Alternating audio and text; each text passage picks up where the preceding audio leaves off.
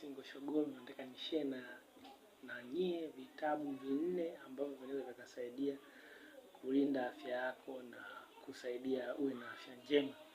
Kitabu cha kwanza kinaitwa Geuza Mwelekeo Wako, kimeandikwa na Hans Dehel na Elian Ludicon. Kimechapishwa na watu wa Kibidula. Kimechapwa na watu wa Kibidula Family Plan. Ni kitabu kizuri sana kinachoelezea jinsi ya kuelewa, kuzuia na kudhibiti magonjwa na jinsi ya kuishi maisha ya kiafya. Ni kitabu kizuri sana.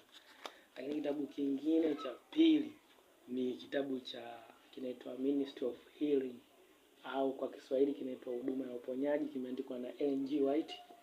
Ni kitabu kizuri kinachoelezea mahusiano ya kiafya kati ya Mungu wetu au maisha ya kiroho na afya, lakini pia imeongelea jinsi ambavyo tunapaswa kutunza afya zetu kulingana na kanuni za Biblia na Mungu mwenyewe. Lakini kitabu kingine kinaitwa Natural Homely Mind au American Master Book of Homely Mind. Hichi ni kitabu kizuri sana, ni kikubwa kama unavyokiona. Imebeba mambo mengi. Kina tiba kama rahisi na za mimea 11 na imeelezea magonjwa tofauti kama 730.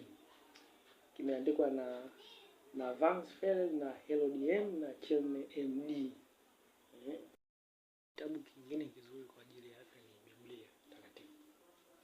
Biblia nayo hii imejaa kanuni ambazo Mungu mwenyewe ameziweka kwa ajili ya kujenga afya zetu ya kimwili, lakini pia kiroho na kiakili. Lakini Biblia pia ina maneno ya matumaini kwa ajili ya kuweza kuweka sawa.